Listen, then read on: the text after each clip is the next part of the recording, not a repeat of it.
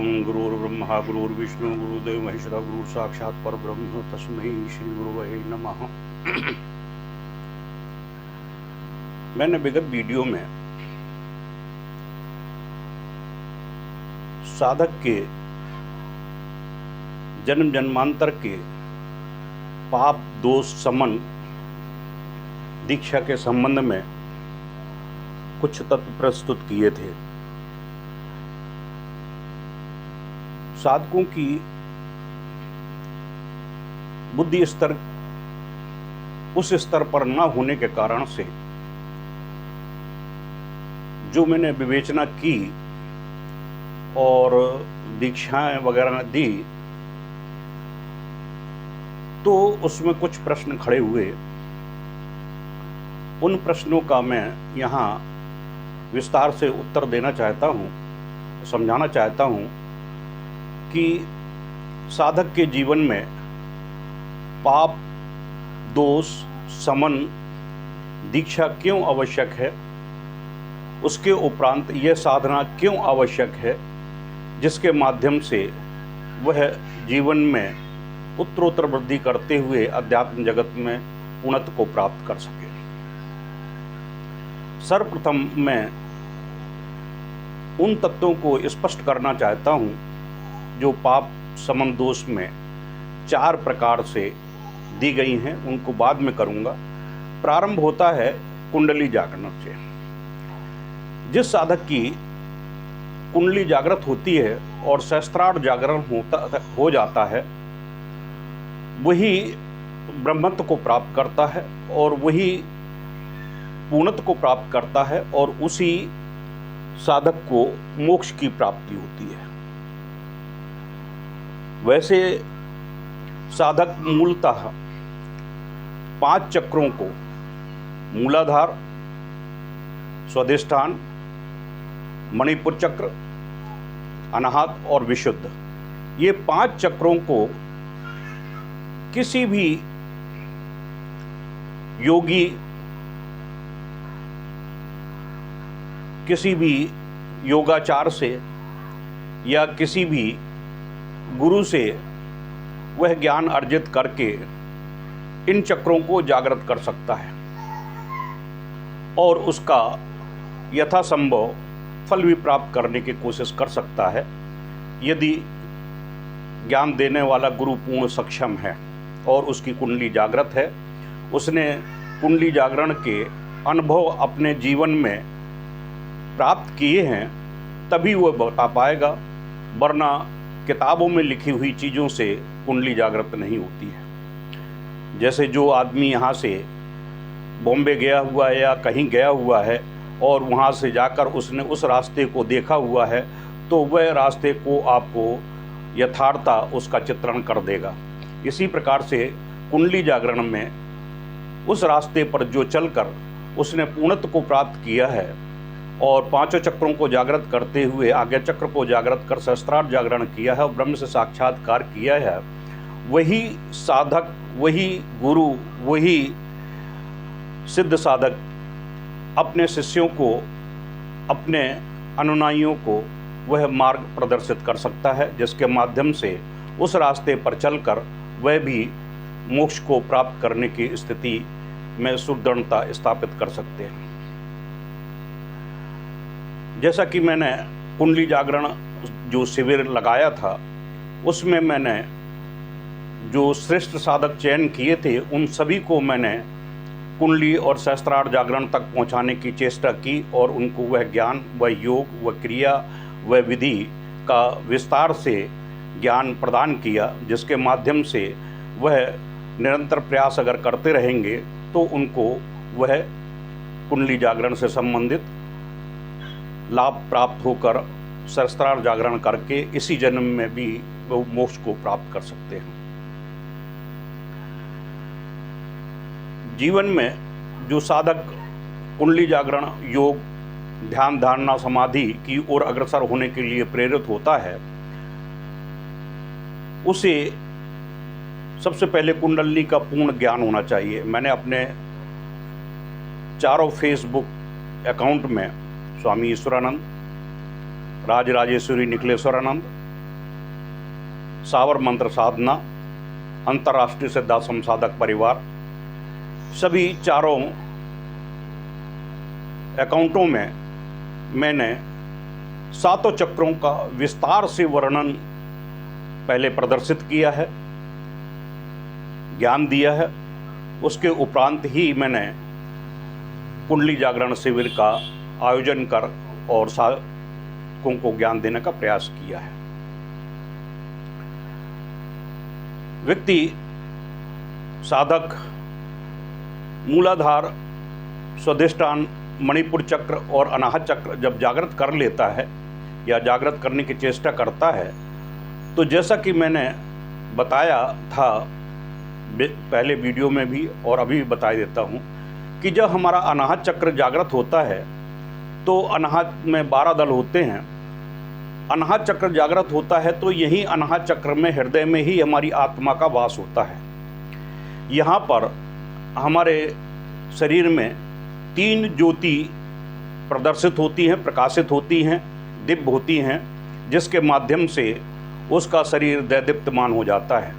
जैसे आपको मालूम है जठराग्नि जो है वो हमारे शरीर के पाचन तंत्र को सुरक्षित करती हुई पचाती है और व्यवस्थित करती है। इसी प्रकार से कई 7 प्रकार की अग्नियाँ जो हैं वो हमारे शरीर में विद्वान रहती हैं, जो अलग अलग कार्यों को संपादित करती हैं। तो पहली मैं बता रहा हूँ कि जैसे हमारे अनाहत चक्र जागृत होता है तो हमारी पहली होती है अग्नि के रूप में जीवन ज्योति। यह जीवन ज्योति हमारे प्राण तत्वों से मिलकर दैदीप्यमान होती है, जिसके माध्यम से उस व्यक्ति का शरीर ऊर्जीकृत होकर जीवन की समस्त व्यवस्थाओं को संपादित करता है। चलना फिरना, उठना बैठना, मेहनत करना इत्यादि इत्यादि जितने भी मानव जीवन के कार्य हैं, उन सभी को, सभी प्राणी चाहे वो चर अचर में हों, कहीं भी हों, उन सब में रहता है। उनकी जो जीवन ज्योति होती है जिसके माध्यम से उनका जीवन संचालित होता है। यह ज्योति अपने आप में दिव्यतम होती है, श्रेष्ठतम होती है। दूसरी ज्योति होती है आत्म ज्योति। आत्म ज्योति जहाँ आत्मा रहती है, वह आत्मा जिसने इस शरीर को धारण किया है, इस आत्मा ने पहले भी हजारों लाखों वर्ष, करोड़ों वर्ष बीत गए इस सृष्टि के। उस सृष्टि में जब से निर्माण हुआ है सृष्टि का, तब से हजारों करोड़ों जीवन इस आत्मा ने धारण किए होंगे। अब इन आत्माओं ने जो जीवन धारण किए हैं, उन सब का क्रियाकलाप पॉजिटिव और नेगेटिव, यानी आपके किए हुए कृत्य सभी उसमें हार्ड डिस्क की तरह सेव हैं। जैसे कंप्यूटर में करोड़ों डाटा सेव हो जाते हैं, इसी प्रकार से यह आत्मा में अरबों खरबों की तादाद में आपके डाटा सेव हैं। बस आपको देखने की ज़रूरत है। जब देखने की ज़रूरत आपको पड़ जाती है और आप सक्षम हो जाते हैं, तो आप अपने भूतकाल के हजारों करोड़ों जन्मों को आप देख सकते हैं, उनसे साक्षात्कार कर सकते हैं, उनसे ऊर्जा एकत्र कर सकते हैं। अब इस आत्मा में नेगेटिव भी हैं, पॉजिटिव भी हैं। जो पॉजिटिव प्रक्रियाएं हैं, उनको साधक ऊर्जीकृत करके, कुंडली जागृत करके उनसे ऊर्जा उत्पन्न करता है। और जो तीसरी ज्योति है ब्रह्म ज्योति, उससे एकाकार करने की कोशिश करता है। क्यों? क्योंकि आत्मा और ब्रह्म, जो ब्रह्म ने यह शरीर दिया, ब्रह्मा ने जो शरीर दिया है, और शरीर देने के बाद में इसको रोल अदा करने के लिए जो रोल दिया है कि आपको ये कार्य करना है। क्योंकि मनुष्य अपने मन, बुद्धि, विवेक, चिंतन और क्रियाकलाप से कोई भी कार्य नहीं कर सकता है। यह सब निर्धारित है कि उसको क्या करना है, कैसे करना है, क्यों करना है, यह सब विधि ने अपने हाथ में ले रखा है। आपको केवल रोल दिया गया है, वो रोल अदा करना है। सुख दुख, धन यश, लाभ हानि जितने भी हैं, वैसे उन्होंने, प्रभु ने आपको कर्म करने के लिए छोड़ दिया है और उन्होंने 6 कर्म अपने हाथ में ले लिए हैं।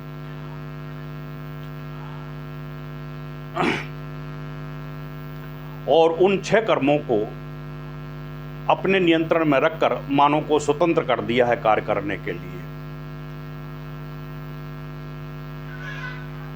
तो जब आत्मा में आत्म ज्योति दैदीप्यमान साधक कर लेता है योग क्रियाओं के माध्यम से, तो उसकी ब्रह्म ज्योति भी चेतन होना शुरू हो जाती है, क्योंकि तीनों का एक दूसरे से लिंक होता है।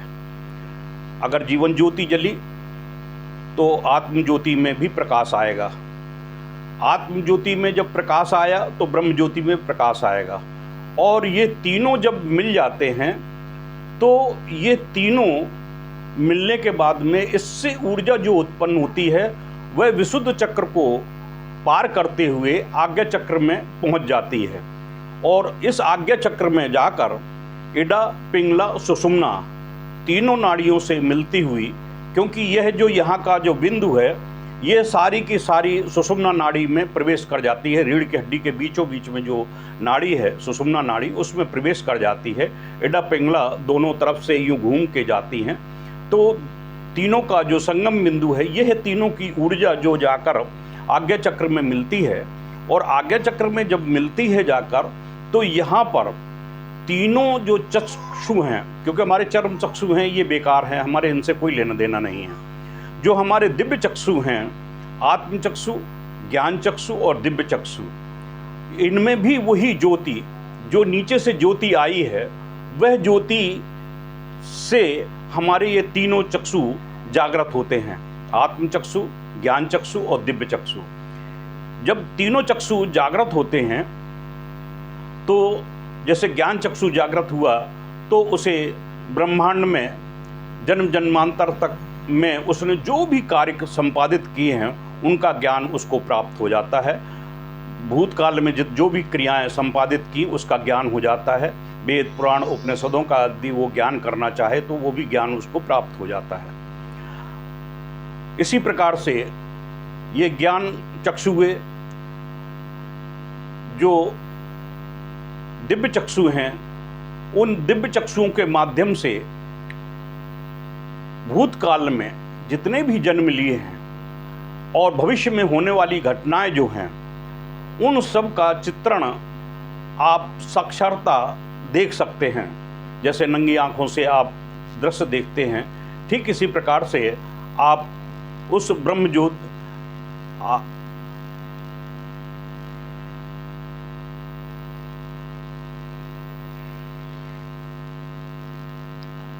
दिव्य चक्षु के माध्यम से आप उन दृश्यों को देख सकते हैं।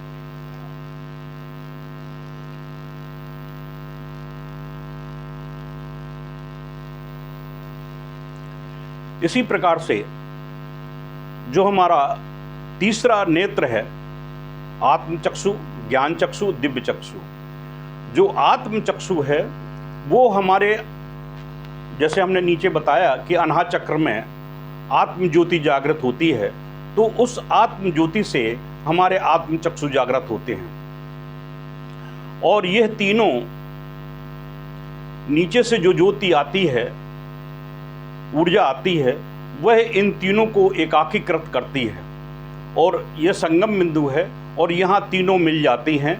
यहीं से उसको भूत भविष्य वर्तमान और सभी देवी देवताओं को वो है पंचवर्गात्मक से त्रिवर्गात्मक स्थिति में पहुंच जाता है। क्योंकि हमारे जो 5 तत्व हैं, 5 चक्र हैं, वह हमारे भौतिक तत्वों से मिले हुए हैं, हम भूमि से जुड़े रहते हैं। जब हमारे ऊपर के ये दोनों चक्र, आज्ञा चक्र और सहस्त्रार चक्र जागृत होता है तो हम त्रिवर्गात्मक स्थिति में पहुंच जाते हैं। हम अपने सूक्ष्म शरीर से पूर्णतः संपर्क स्थापित कर लेते हैं, और उस सूक्ष्म शरीर से हम एक शरीर धारण कर लेते हैं, जिसके माध्यम से हम इस वायुमंडल में भ्रमण कर सकते हैं, आ जा सकते हैं, कहीं भी इस ब्रह्मांड में पलक झपकते ही आप पहुंच सकते हैं और वहां पर शरीर धारण कर सकते हैं। यह आत्मचक्षु, ये तीनों चक्षुओं की दिव्यताओं का एक प्रभाव है। इसके बाद यहाँ से हम विशिष्ट योग क्रियाओं के माध्यम से जो गुरुदेव के श्री चरणों में बैठकर सीखी जा सकती हैं। जैसे मैंने कुंडली जागरण शिविर में जो साधक आए हैं उन सबको इस चीज़ का ज्ञान दिया है कि शस्त्रार्थ भेदन कैसे होता है। तो आज्ञा चक्र जब पूर्णतः जागृत हो जाता है तो हमारा शस्त्रार्थ भेदन बहुत स्वाभाविक रूप से और शीघ्र हो जाता है। और कुंडली जागरण शिविर में मैंने ये बता दिया है। उसमें हमने, आप मेरे अगर वीडियो को देखें, थोड़ा सा वीडियो मैंने बनाया है, बनाने वाला कोई वीडियो था नहीं, तो मैंने छोटे छोटे वीडियो जो बनाए हैं वो डाल दिए हैं। उसमें हमने जो मंत्र दिए हैं, ओम मणि पद्मे हुम और सोहम का जो मंत्र दिया है, जिसके माध्यम से शस्त्रार्थ जागरण होता है और उसको कैसे भेदन किया जाता है, उस प्रक्रियाओं का हमने पूर्ण ज्ञान दिया हुआ है। यह जो शस्त्रार्थ जागरण की प्रक्रिया संपन्न हो जाती है तब व्यक्ति के मोक्ष का रास्ता प्रशस्त हो जाता है। क्योंकि आपको ये ज्ञान होगा कि जितने वेद पुराण उपनिषद या जितने भी स्त्रोत वगैरह इत्यादि इत्यादि हैं, मंत्र वगैरह जितने भी हैं, उनमें जब हम विनियोग लेते हैं, उन विनियोग में 4 चीज़ें आती हैं, धर्म अर्थ काम मोक्ष। तो धर्म अर्थ काम, ये 3 चीज़ें जो हैं वो हमारे 5 नीचे के चक्रों से संबंधित स्थापित करती हैं। हम जो भी अर्थ कमाते हैं वो नीचे के शारीरिक ऊर्जा से कमाते हैं। जो धर्म का कार्य करते हैं वो शरीर की प्रक्रियाओं के माध्यम से धर्म कार्य करते हैं। धर्म अर्थ काम जो हम संतानोत्पत्ति वगैरह और पारिवारिक का जीवन संचालन की जो प्रक्रिया करते हैं, प्रकृति को व्यवस्थित करने की जो प्रक्रियाएं करते हैं काम के माध्यम से, वह हमारे शरीर के इन 5 तत्वों के माध्यम, इन 5 तत्वों के माध्यम से क्रियाएं संपादित होती हैं।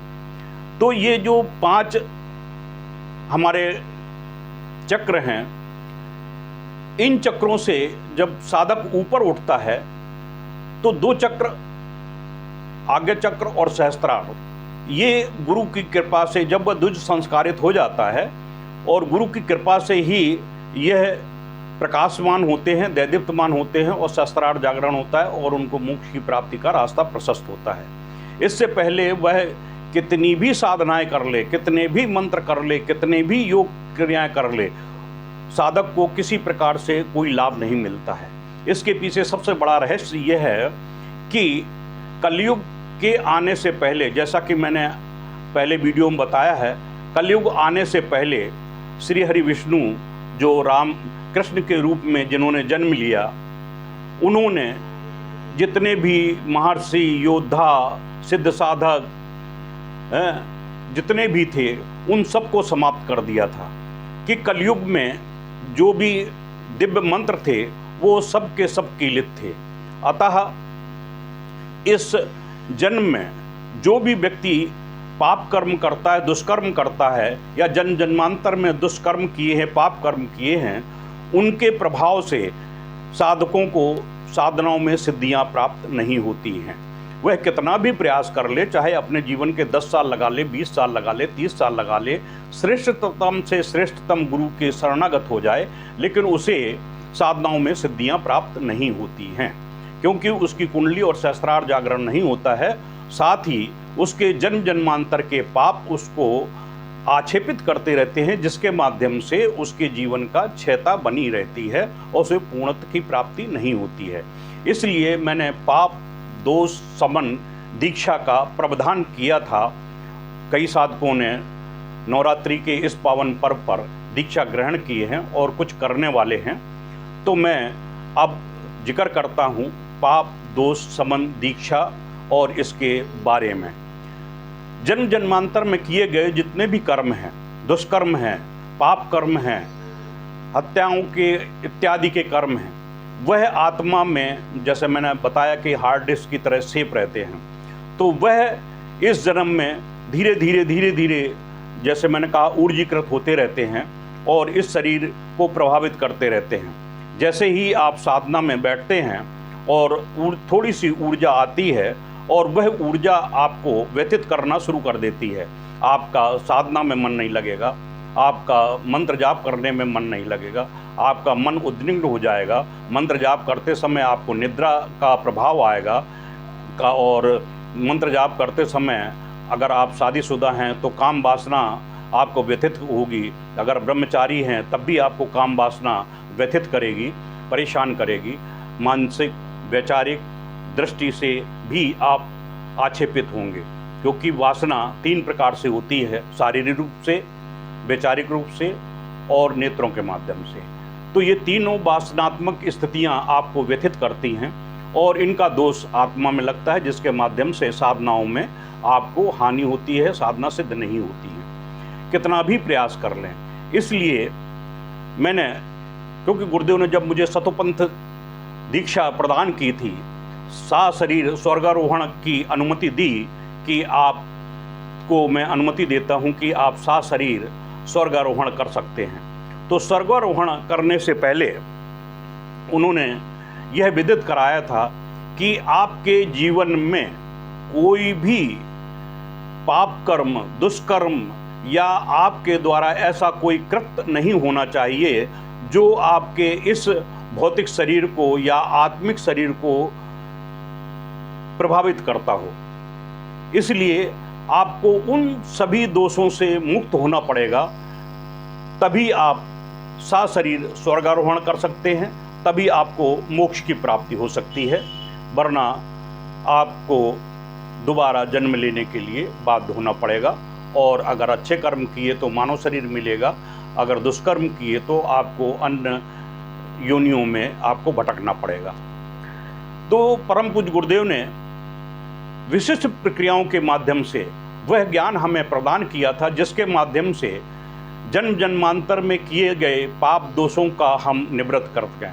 मार्कंडेय ऋषि ने अपनी दुर्गा सप्तशती में पूर्ण रूप से दुर्गा सप्तशती के उस मंत्र को, एम ह्लीं क्लीं चामुंडाय विच्चे दुर्गा सप्तशती का जो विशिष्ट मंत्र हैं, दोनों लघु और बृहद, उस मंत्र को पूर्णतः जागृत करने के लिए, क्योंकि कलयुग आने से पहले बहुत से ऋषि मुनियों, तपस्वियों, योगियों ने, जैसे कि वशिष्ठ हुए, विश्वामित्र हुए, शुक्र हुए, ये 3 विशेष थे, अन्य भी हुए, अगस्त मुनि थे, कश्यप ऋषि थे, अन्य ऋषि थे। उन्होंने ये देखा कि कलयुग में इस प्रकार का आएगा, तो श्री कृष्ण ने सभी योगियों को, तपस्वियों को तो समाप्त कर ही दिया था, साथ ही इन ऋषियों ने सभी मंत्रों को श्रापित कर दिया, यानी कि कीलित कर दिया। अब कीलित करने के बाद में यदि उसका उत्कीलन नहीं किया जाता है तो कोई मंत्र सिद्ध नहीं हो पाता है, उत्कीलन की व्यवस्था होना चाहिए। अब अनजान जो गुरु हैं वो महाविद्याएं दीक्षा देते हैं, महाविद्याएं सिद्धियां देते हैं, अन्य साधनाओं में साधनाएं करा रहे हैं, सब कुछ करा रहे हैं, उनको ज्ञान ही नहीं है, क्योंकि वो गुरुपद के लायक हैं ही नहीं। उनको इन चीज़ों का ज्ञान है ही नहीं कि साधनाओं को कैसे सिद्ध कराया जाता है और उसके नियम क्या हैं, व्यवस्थाएं क्या हैं, उनको ज्ञान नहीं है। वो केवल धन कमाने की स्थिति में लगे हुए हैं, चाहे श्रेष्ठतम से श्रेष्ठतम गुरु के पुत्र हों या श्रेष्ठ गुरु हों,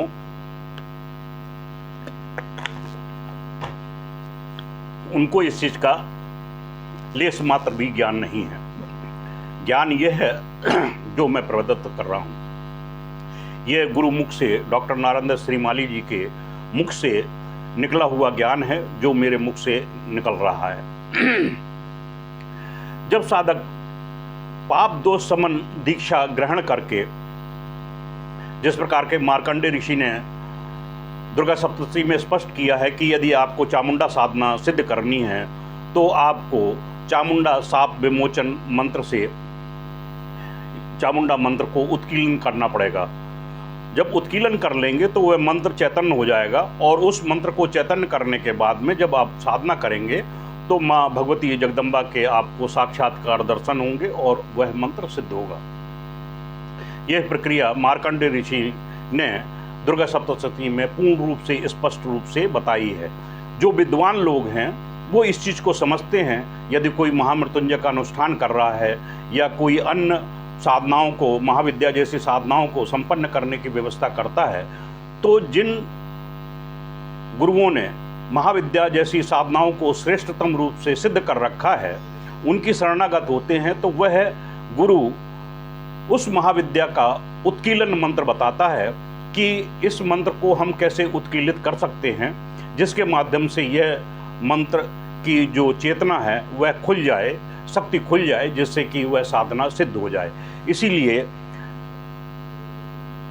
हजारों शिष्यों ने जगह जगह जो साधना शिविर लग रहे हैं, हजारों की तादाद में शिष्य बन रहे हैं, उन्होंने कई महाविद्याओं की दीक्षाएं ली हैं, अन्य प्रकार की दीक्षाएं ली हैं, लेकिन उनको किसी को भी दीक्षा का कोई फल नहीं मिला है, महाविद्याएं वगैरह या अन्य साधनाएं सिद्ध नहीं हुई। उसका कारण यही है। तो जब ऐसा सिद्ध साधक जिसने महाविद्याओं को सिद्ध कर रखा है और उत्कीर्णन विधि के माध्यम से साधक के जन्म जन्मांतर के पाप के दोषों का निवृत्त कर देता है और निवृत्त करने के बाद में उसका शरीर चैतन्य हो जाता है, तब उसे योग मार्ग की क्रियाएं जैसे कि 32 आसन हैं, उन 32 आसनों को सिद्ध कराकर योग की उस पराकाष्ठा में ले जाता है जहां ध्यान, धारणा, समाधि की स्थिति उसको प्राप्त होती है। जब ध्यान और धारणा होती है तो हमारे जो पांचों चक्र हैं वो चैतन्य हो जाते हैं, और जो समाधि की स्थिति है वह हमारे इन दोनों चक्रों के माध्यम से होती है, आज्ञा चक्र और सहस्त्रार जागरण के माध्यम से। इसी के माध्यम से हमें समाधि की स्थिति प्राप्त होती है। तो समाधि की स्थिति में जाने के लिए जब साधक पूर्णतः चैतन्य हो जाता है और जन्म जन्मांतर के पाप दोष समन दीक्षा प्राप्त करके और दिए गए मंत्रों को वह सिद्ध करके या उनका अनुष्ठान करके उनकी जो प्रक्रिया गुरु मुख से बताई जाए उसको संपन्न कर लेता है, तो उसका शरीर पूर्णतः शुद्ध, चैतन्य और सात्विक हो जाता है। वह सभी दोषों से रहित हो जाता है। जब सभी दोषों से रहित हो जाता है तो उसको साधनाओं में सिद्धियां प्राप्त होना शुरू हो जाती हैं। उसकी कुंडली पूर्णतः चैतन्य होने के लिए तत्पर हो जाती है और सहस्त्रार जागरण उसकी गुरुदेव की कृपा से संभव हो पाता है। इसलिए यह दूसरा वीडियो मुझे बनाने के लिए तत्पर होना पड़ा, क्योंकि यह गुणतम स्थिति है। कोई भी साधक यदि कुंडली जागरण से और योग में पूर्णतः दक्ष है तो वो मेरे समक्ष उपस्थित होकर अपनी कुंडली का आकलन करा सकता है कि मेरी कुंडली कहाँ तक जागृत हो चुकी है, कितनी चैतन्य, कितनी परसेंटेज तक जागृत है और कहाँ तक मेरी कुंडली पहुँच गई है और कितनी चैतन्य है। क्योंकि विज्ञान का सिद्धांत है कि पानी का जो बॉइलिंग पॉइंट है, खौलने की जो स्थिति है, हीटिंग पॉइंट है, यानी गर्म होने का जो तापमान है वह 100 डिग्री सेंटीग्रेड होना चाहिए, यानी 100 डिग्री सेंटीग्रेड होगा तभी पानी बॉइल्ड होता है, खौलता है। इसी प्रकार से हमारे शरीर का जो बॉइलिंग पॉइंट है ऊर्जा का वह 100% होना चाहिए। कुंडली जागरण हमारी मूलाधार से विशुद्ध चक्र तक 100% तक हो जाती है तो हमारे शरीर पूर्ण चैतन्य हो जाता है, और उसी की जो ऊर्जा उत्पन्न होती है, जो भाप निकलती है, उसके माध्यम से हमारी आज्ञा चक्र और सहस्त्रार चैतन्यता को प्राप्त करते हैं और पूर्ण चैतन्य होकर ऊर्जा को देते हुए सहस्त्रार भेदन करते हैं और वह मोक्ष को प्राप्त करने में पूर्णतः सक्षम हो जाता है। यह तो एक साधारण सी प्रक्रिया है, यह कोई गुणतम या रहस्यात्मक स्थिति नहीं है। रहस्यात्मक स्थिति यह है कि यह ज्ञान आपको पुस्तकों में प्राप्त नहीं होगा, यह केवल गुरुमुख से क्रियात्मक विधि के माध्यम से ही संभव है। इसीलिए विश्वामित्र ने, संदीपन ने कृष्ण को अपने यहाँ पर रखकर कुछ ही दिनों में यह प्रक्रिया संपादित कराई थी। वशिष्ठ ने राम को बाल्यकाल में यह साधनाएं संपन्न कराई थी। इसके बाद विश्वामित्र के शरणागत होने पर राम ने भी वह व्यवस्थाएं की। अब दूसरी व्यवस्था का मैं उल्लेख करता हूं जो प्रमाणिक है। रामचंद्र जी ने अपने जीवन में, यानी उन्होंने श्री हरि विष्णु के जो अवतार थे, मानव रूप में जन्म लिया। मानव रूप में जन्म लेने के बाद में उन्हें मानवीय कर्तव्यों का निर्वाह करना पड़ा, और उन मानवीय कर्तव्यों का निर्वाह करने के लिए उन्होंने जब 14 वर्ष का वनवास हुआ तो उन्होंने बहुत से ऐसे कृत्य किए जिसके माध्यम से उनका शरीर आक्षेपित हुआ। उनमें दोष, शारीरिक दोष लगे, आत्मा में दोष लगे, क्योंकि उस शरीर में जो आत्मा थी उसमें दोष लगे। रावण जैसे महान विद्वान को उन्होंने मारा और खरदूषण जैसे योगी को मारा, मेघनाथ जैसे योगी को मारा और भी ब्राह्मणों को मारा। कई ऐसे उनके हाथों से कृत्य हुए जिसके माध्यम से उनके शरीर में दोष लगे। तो दोष लगने के कारण से उनको परम धाम जाने में दिक्कतें पैदा होती। इस वजह से विश्वामित्र ने सबसे पहले उनको इस पाप दोष समन दीक्षा देकर उनके द्वारा किए गए सब पाप दोषों को समन करने के लिए उनको यह दीक्षा से संपन्न कराने के बाद में उनको यह साधना संपन्न कराई। तदुपरांत जब 14 वर्ष का वनवास पूर्ण हो चुका और विश्वामित्र ने देखा कि इनके जीवन में अभी भी कुछ अंश बाकी न रह गया हो, तो उन्होंने दोबारा इनको, राम को और लक्ष्मण को पाप दोष समन दीक्षा प्रदान करके इनके दोषों को समाप्त किया। समाप्त करने के बाद में उनको राजा पद प्राप्त करना था, इसलिए राजपद प्राप्त करने के लिए शुक्र का प्रधान होना अति आवश्यक है उस व्यक्ति के जीवन में, क्योंकि शुक्र के माध्यम से धन, यश, मान, पद, प्रतिष्ठा, वैभव, अक्षुण्ण कीर्ति प्राप्त होती है। जिसके जीवन में शुक्र का क्षय होता है, शुक्र निम्न होता है या नीच राशि में होता है या गलत राशियों से ग्रसित होता है, तो उसके जीवन में यह राजयोग नहीं बन पाता है। अगर द्वादश भाव में बैठकर उच्च ग्रहों से वह संपर्क स्थापित कर लेता है तो उसके जीवन में राजयोग बनता है। वह मुख्यमंत्री बनता है, राज्यपाल बनता है, प्रधानमंत्री बनता है, राष्ट्रपति बनता है, सचिव बनता है, या IAS IPS बनता है। ये सब योग उसके जीवन में आ जाते हैं, जिससे वह यश, मान, पद, प्रतिष्ठा, वैभव, कीर्ति प्राप्त करता है और इन प्राप्त करते हुए वह अक्षुण्ण जीवन को प्राप्त करता है। तो राम के जीवन में भी ये था। जब वशिष्ठ जी ने यह शुक्र पाप दोष समन दीक्षा के उपरांत शुक्र की पाप दोष समन दीक्षा प्रदान करते हुए उन्हें शुक्र साधना संपन्न कराई और उसके उपरांत उन्होंने अश्वमेध यज्ञ जैसा कृत्य किया, जिससे उनकी कीर्ति चारों दिशाओं में फैली और वो यशस्वी राजा बने। उनके जीवन में धन, यश, मान, पद, प्रतिष्ठा, वैभव, कीर्ति के योग बने।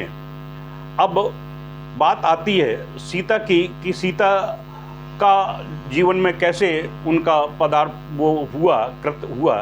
वह एक अलग प्रक्रिया थी, क्योंकि पति का जो वियोग था वो पति वियोग पूर्व जन्म के कृत्यों के कारण ही यह कृत्य हुआ। क्योंकि जो व्यक्ति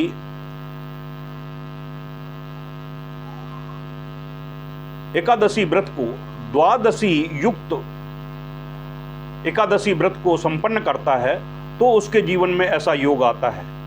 यदि कोई स्त्री इस प्रकार का योग करती है तो उसे अगले जन्म में पति वियोग प्राप्त होता है। सीता के जीवन में भी ऐसा योग आया था। तो रामचंद्र जी के जीवन में जब सब कुछ बिल्कुल नॉर्मल हो गया तो वह अपने धाम को जाने के लिए उनको किसी प्रकार का कोई कृत्य नहीं करना पड़ा और वह अपने शरीर को सरयू नदी में डालकर और सीधे अपने परम धाम को चले गए थे। दूसरा तथ्य यह है कि श्री भगवान हरि विष्णु ने कृष्ण का जन्म लिया, कृष्ण के रूप में जन्म लिया, तो कृष्ण के रूप में भी वह मानव जीवन में वह कृत्य किए। उन्होंने द्रोणाचार्य जैसे ऋषि जो परशुराम के परम शिष्य थे, परशुराम ने अपना पूरा ज्ञान द्रोणाचार्य को दे दिया था, उनका पुत्र अश्वत्थामा था उसको दे दिया था, भीष्म पितामह जैसे उच्च कोट के साधक थे जो उनका वचन ही अपने आप में काफ़ी था, और भी बहुत से ऋषि मुनि तपस्वी योगी महर्षि ऐसे थे जिनको कृष्ण ने ढूंढ ढूंढ कर मरवाया। कृष्ण ने कलयुग आने से पहले कोई भी ऐसा सिद्ध साधक नहीं छोड़ा जो कि कलयुग में आकर इस ज्ञान को प्रदर्शित कर सके। नतीजन ये हुआ कि कृष्ण का जीवन आक्षेपित हुआ, उनकी आत्मा आक्षेपित हुई और उनको यहाँ से भागकर द्वारका में उनको रहना पड़ा, और इन्हीं कृत्यों के कारण से, इन्हीं दोषों के कारण से उन्हें गंधारी का श्राप प्राप्त हुआ, क्योंकि उन्होंने जो कृत किए थे तो उनके जीवन में ऐसा कोई गुरु नहीं था, क्योंकि संदीपन ने तो बालकाल में उन्हें ज्ञान दिया था, उसके बाद उनके पास में ऐसा कोई गुरु नहीं था। वह अपने आप में सक्षम थे, कर सकते थे, लेकिन बिना गुरु से नहीं होता है। तो उनके जीवन में ऐसा कोई सक्षम गुरु नहीं था। जैसे राम के जीवन में परशुराम, विश्वामित्र और वशिष्ठ जैसे गुरु थे जिन्होंने ये कृत्य करके उनको सही रास्ता प्रशस्त किया, तो कृष्ण के जीवन में ऐसा कोई गुरु नहीं था। नतीजन ये हुआ कि उन्होंने जो कृत्य किए महाभारत युद्ध में, और भी जो कृत्य किए, उन कृत्यों के प्रभाव के कारण से उनको गांधारी का श्राप मिला कि उनका कुल का, वंश का नाश होगा, और उनकी हत्या हुई। तो हत्या हुई तो वह सशरीर अपने धाम को नहीं जा सके। अब पुरी में आपने सुना होगा कि आज भी उनका हृदय पुरी में है, जो अभी भी धड़कता है। कहने का सीधा तात्पर्य यह है, मैं प्रमाणिक रूप से तथ्य को स्पष्ट कर रहा हूं कि कृष्ण को मोक्ष का नहीं मिला। वह मोक्ष की प्रक्रिया जो कृष्ण को मिलनी चाहिए थी वो नहीं मिली, और आज भी पुरी में उनका दिल धड़कता है। पुरी के द्वार, पुरी में आपकी कहानी आपने सुनी होगी, नहीं सुनी है तो सुन लेना, यूट्यूब वगैरह में बहुत कई हैं। तो कृष्ण के जीवन में वो व्यवस्था नहीं आई। इसीलिए मैं सभी साधकों को यह इंगित करता हूं, वो किसी भी गुरु से दीक्षा ले ली हो, कोई भी उनके गुरु हो, वह पूर्णता सक्षम नहीं है। क्योंकि परमहंस स्वामी निखिलेश्वरानंद, डॉक्टर नारेंद्र श्रीमाली ने केवल श्रेष्ठतम गुरुओं में, जैसे सन 1988 में मुझे गुरुपद दिया था। सर्वप्रथम मैं पहला उनका शिष्य था जिसे गुरुपद प्राप्त हुआ था। उसके बाद पुत्र मोह में आकर गुरुदेव ने अपने पुत्रों को बेवसी में दीक्षा प्रदान की और गुरुपद प्रदान किया, केवल अपने किसी कारण के दबाव में आकर। तो सर्वप्रथम श्रेष्ठतम स्थिति में जो साधक थे, जैसे मैं अहंकार में नहीं जा रहा हूँ, श्रेष्ठतम जो साधक थे उनमें सन 88 में मुझे दीक्षा देकर मुझे कहा कि तुम उस पद के लायक हो, इसलिए तुम उस रास्ते पर जा सकते हो, और मेरे इन कर्तव्यों का जो मैंने अध्यात्म का स्तंभ खड़ा किया है, उस स्तंभ को तुम पूर्णता के साथ में निर्वाहित करने के लिए सक्षम हो। मेरा हमेशा तुम्हें आशीर्वाद रहेगा। तो माता जी ने और गुरु जी ने मुझे गुरुपद की पूर्ण व्यवस्था करते हुए 500 रुपये, धोती कुर्ता इत्यादि देकर गुरु को सम्मानित किया था। तो ये व्यवस्था थी कि मुझे वह ज्ञान था, क्योंकि गुरुदेव ने इससे पहले सतोपंथ दीक्षा देकर उन्होंने वचन दे दिया था कि तुम सशरीर स्वर्गारोहण कर सकते हो, तुम्हें मोक्ष की स्थिति प्राप्त होगी। तुम्हारा कुंडली और सहस्त्रार जागरण तो मेरा पहले ही गुरुदेव ने विशिष्ट योग क्रियाओं के माध्यम से सन 1984 में ही दिव्य शक्तिपात करने के उपरांत करा दिया था। फिर 85 के बाद में जोधपुर में जितने भी शिविर लगते थे उन शिविरों का संचालन का कार्य मुझे सौंप दिया था। गुरुदेव केजी क्लास के बच्चों को नहीं पढ़ाते थे, जितने भी साधक आते थे सब मेरे द्वारा ही उनको ज्ञान प्रदान किया जाता था।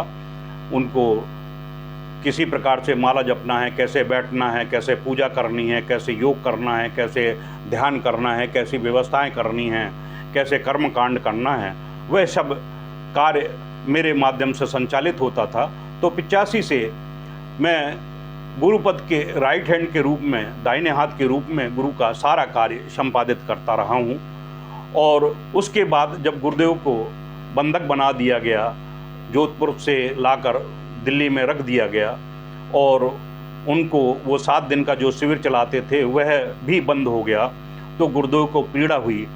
तो उस समय मैं फरीदाबाद में रहता था, तो मैंने मना कर दिया था कि गुरुदेव मैं आज आपके पास नहीं मिलूँगा, लेकिन मैं वचन देता हूँ कि आपके दिए हुए ज्ञान को मैं अपने कंधों पर लेकर पूर्णता के साथ में निर्वाहित करूँगा और आपके ज्ञान को वितरित करूँगा। मैं 2001 से 2020 तक पूर्णता गुप्त रहकर गुरुदेव की उच्च कोटि की जो साधनाएं मुझे प्रदान की थीं, उन साधनाओं को संपन्न करने के उपरांत 2020 से मैं एक्टिव हुआ कि गुरुदेव का ज्ञान जो है वह विलुप्त होता चला जा रहा है। इसलिए मैंने साधकों के चयन की कठिन प्रक्रिया संपादित की कि मेरी चयन प्रक्रिया में जो श्रेष्ठ साधक हैं वह चयनित होकर आएंगे, उनको मैं उच्च कोटि की दीक्षा देकर उनको दीक्षा प्रदान करने का प्रयास करूंगा और साधना देने का प्रयास करूंगा। वह मैं कर रहा हूं। इसलिए मैं बहुत ही सोच समझकर और श्रेष्ठ साधकों को, जिनका आचरण साधकों जैसा है और साधक की मान मर्यादा, गुरु की मान मर्यादा का ध्यान रखते हैं, उनका मैं पालन करते हुए उनको शिक्षा दीक्षा देने का प्रयास करता हूँ। मैं ज्ञान मुफ्त में देता हूँ। जो यंत्र वगैरह, जो उपकरण हैं, जैसे युद्ध में लड़ने के लिए उपकरणों की आवश्यकता होती है जिससे युद्ध जीता जा सके, तो उसी प्रकार साधनाओं में सिद्धि प्राप्त करने के लिए उपकरणों की आवश्यकता होती है। मैंने बहुत से साधकों को उपकरण मुफ्त में दिए, कई हजारों में दिए, तो उनके मन में छल कपट भरा हुआ था और वो गुरु के पैसे को ही हड़प कर गए। उन्होंने मेरे द्वारा दिए गए यंत्रों का पैसा ही नहीं दिया है। तो ऐसे जब शिष्य मिलते हैं तो मन में ग्लानि पैदा होती है। तो ऐसे शिष्यों का मैं चयन नहीं करूँगा जो गुरु के साथ में छल कपट करते हों। बिल्कुल शुद्ध सात्विक हों, गुरु में समर्पण हों, गुरु की आज्ञाओं का पालन करने वाले हों। क्योंकि गुरु का 1 रुपये भी अगर किसी शिष्य के ऊपर आ जाता है, मैं अगर मुफ्त में कोई चीज़ दे देता हूँ, 1 रुपये आ जाता है, तो ऐसे शिष्यों का पतन स्वाभाविक है। उनके जीवन में यश, मान, पद, प्रतिष्ठा, वैभव, कीर्ति सब विनष्ट हो जाती है, नष्ट हो जाती है और गुरु दोष से वह आकांत्रित हो जाते हैं।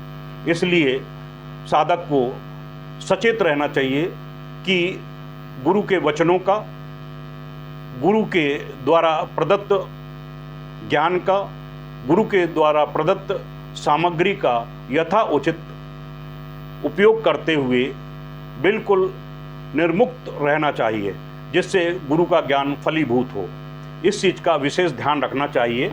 मुझे कहने में थोड़ी शर्म सी महसूस होती है, लेकिन अज्ञानी साधकों को यह ज्ञान देना अति आवश्यक है, इसलिए मैंने इस तथ्य को उजागर किया है। तो मैं पाप दोष समन दीक्षा के बारे में इस वीडियो में विस्तार से वर्णन किया है कि किस प्रकार से पाप दोष समन दीक्षा का महत्व है। राम और कृष्ण का भी मैंने वर्णन करके बता दिया कि किस प्रकार से होता है, और मैंने यह भी बता दिया और मैं ये भी स्पष्ट करना चाहता हूँ कि इससे, इन दोषों से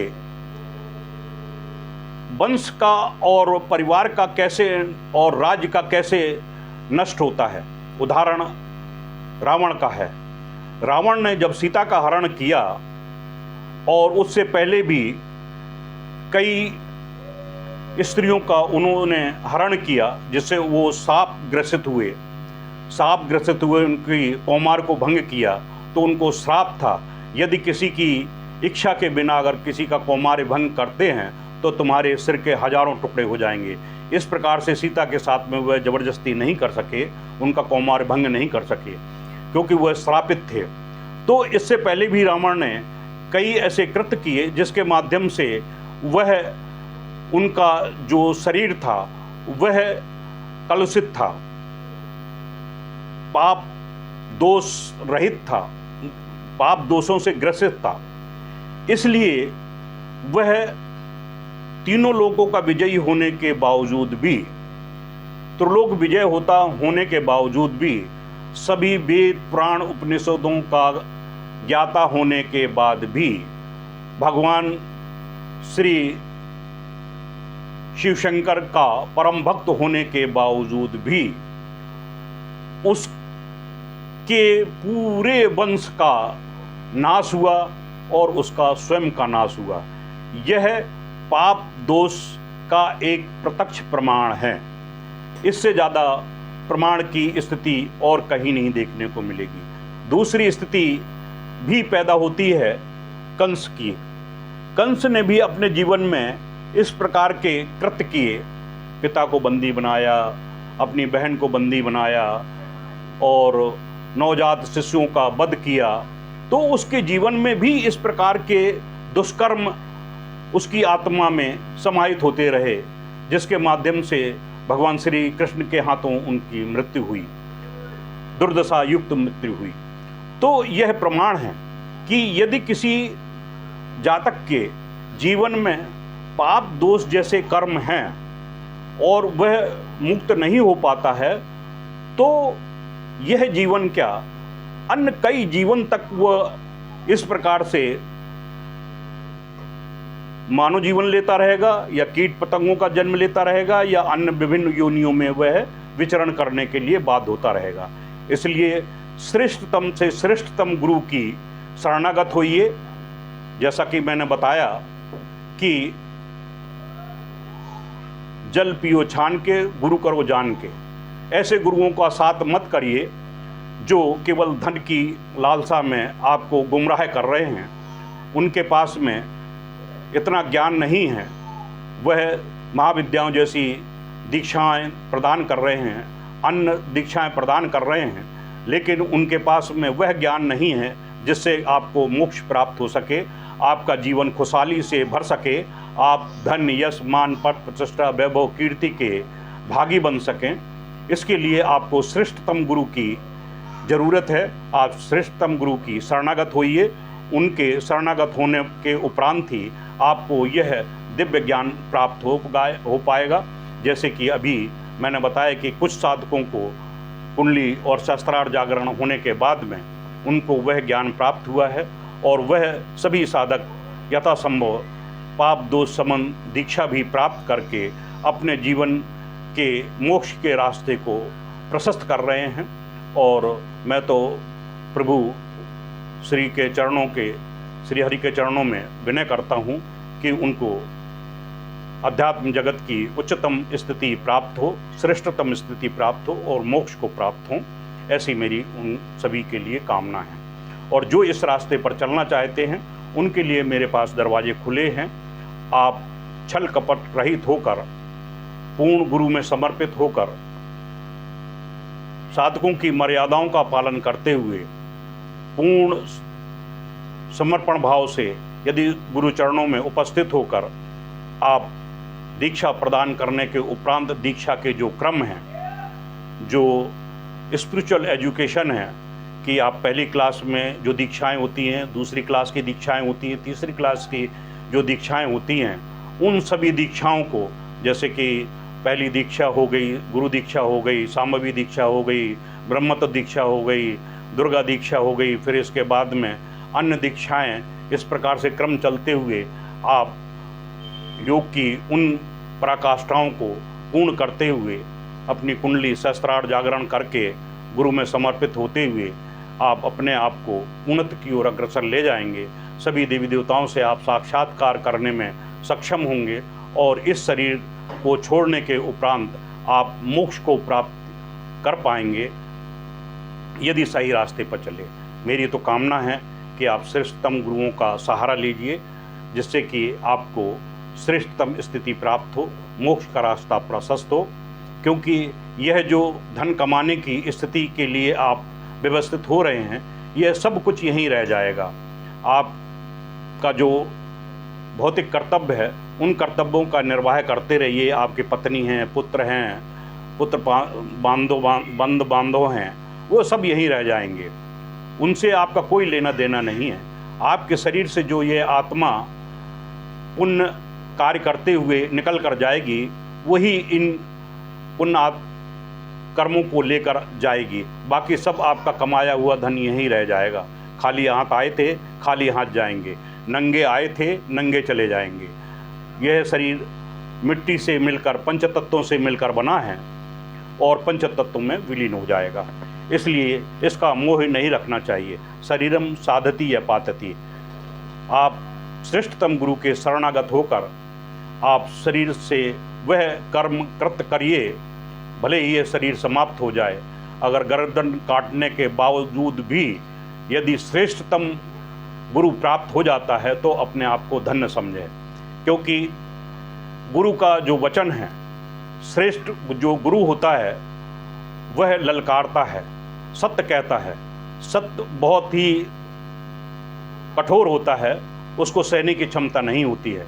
जिनके अंदर छल कपट द्वेष व्यभिचार भरा हुआ होता है, वो अंदर से बौखला जाते हैं और ऐसे पुरुष के प्रति अनर्गल बातें करना शुरू कर देते हैं और अपने शिष्यों को वर्गलाते हैं कि इनके प्रति अनर्गल बातें करिए, यह तुमको वर्गला रहा है। लेकिन अगर आपके अंदर बुद्धि चेतना है, सत्य ज्ञान है और सही ढंग से बुद्धि और विवेक का आकलन करते हैं, चिंतन करते हैं, मंथन करते हैं, तभी आपको यह ज्ञान प्राप्त हो सकेगा।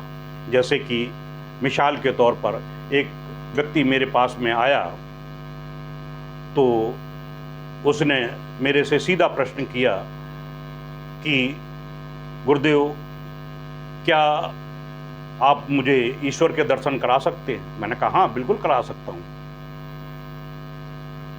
कहने लगे तो ठीक है, मुझे ईश्वर के दर्शन कराइए। तो मैंने घी लाकर रख दिया कि यह क्या चीज है। उन्होंने कहा यह घी है। तो मैंने कहा यह घी काहे से बना है? दूध से बना है। तो मैंने कहा घी से क्या दूध निकाल सकते हो? कह लगे नहीं निकाल सकते। तो मैंने कहा जब आप दूध से बने हुए घी में से दूध नहीं निकाल सकते हो, तो यह जो मानव शरीर आपको प्रभु ने दिया है, तो मानव शरीर में जो ब्रह्म स्वरूप है, आप उसको कैसे प्राप्त कर पाएंगे? यह एक मंथन प्रक्रिया है। दूध को जब जमाया जाएगा, दही बनाया जाएगा, मथा जाएगा, मथने के बाद में उसे मक्खन निकाला जाएगा, फिर उसे गर्म किया जाएगा, फिर उसमें से जो खोलने के बाद में निकलेगा तो वह घी बनेगा। तो वह सार तत्व है। तो वह सार तत्व जो है वह ईश्वर का सार तत्व है। घी जो है वो सार तत्व है, दूध का सार तत्व है। तो जीवन का जो सार तत्व है वह है मोक्ष की प्राप्ति। मोक्ष की प्राप्ति के लिए आपको ठीक यही प्रक्रिया अपनानी पड़ेगी। आपका शरीर दूध है, आपको जमाना पड़ेगा।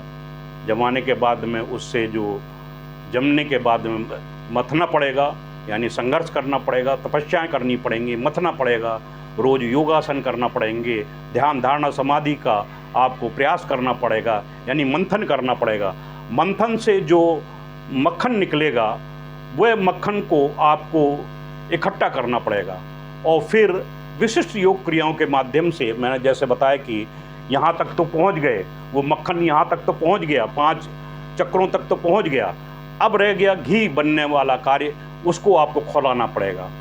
तो वो 100 डिग्री सेंटीग्रेड पर जब पहुंचकर आप उसको खौलाएंगे, अगर आपने धीमी आंच में मक्खन को रख दिया, खौलाते रहे, तो वो कभी घी नहीं बनेगा।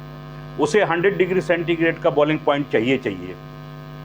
तो जब आपका आज्ञा चक्र 100 डिग्री सेंटीग्रेड पर पहुंचकर उसको मंथन करेगा, मंथन करने के बाद में उसमें जो खौलेगा, यानी ऊर्जा जो बनेगी, वह शस्त्रार्थ का भेदन करेगी और वहाँ शस्त्रार्थ भेदन करने के बाद में जो अमृत तत्व निकलेगा, यानी घी निकलेगा, अमृत तत्व निकलेगा, उससे शरीर पूरा का पूरा दैदीप्यमान हो जाता है और चंदन की तरह महकने लगता है, दैदीप्यमान होने लगता है, सूर्य की तरह, रश्मियों की तरह वह दैदीप्यमान होने लगता है। उसकी यश कीर्ति पताका चारों दिशाओं में फैलने लगती है, चारों युगों में फैलने लगती है।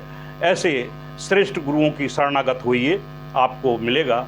मेरा द्वार आप सभी के लिए खुला हुआ है।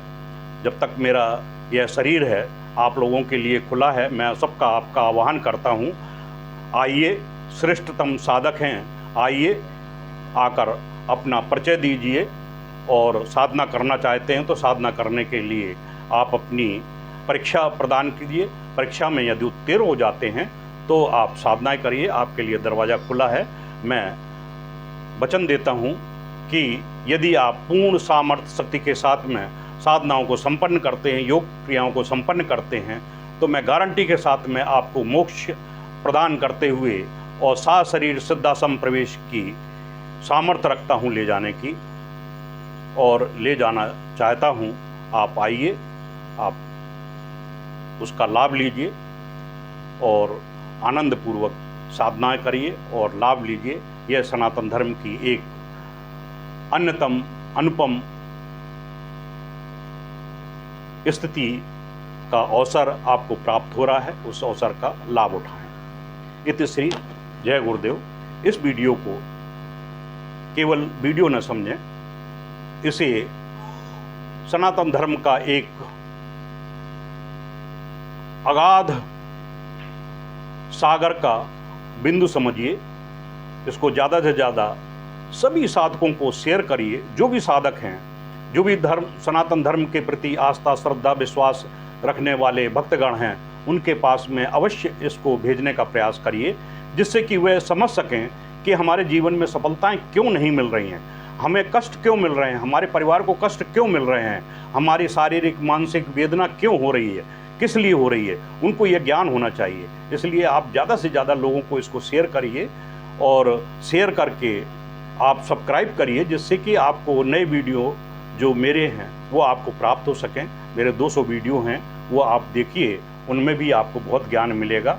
इसे सब्सक्राइब करिए, लाइक करिए, और आप सभी से अनुरोध है कि आप कमेंट्स ज़रूर लिखिए कि मेरे मुख से निकले हुए शब्द आपको कैसे लगे, क्या सही हैं, जिससे मुझे एक हल्का सा प्रोत्साहन मिलेगा।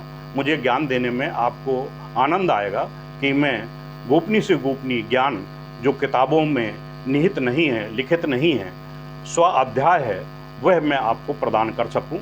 मेरे जो 70 साल का जो मेरा अनुभव है वह मैं आपको प्रदान कर सकूं, जिससे आप अपने जीवन में साधना क्षेत्र में चलते हुए पूर्णत्व को प्राप्त कर सकें। यह मेरे आशीर्वाद है। इति श्री जय गुरुदेव। जय जय राम कृष्ण हरि, जय जय राम कृष्ण हरि। इति श्री जय गुरुदेव।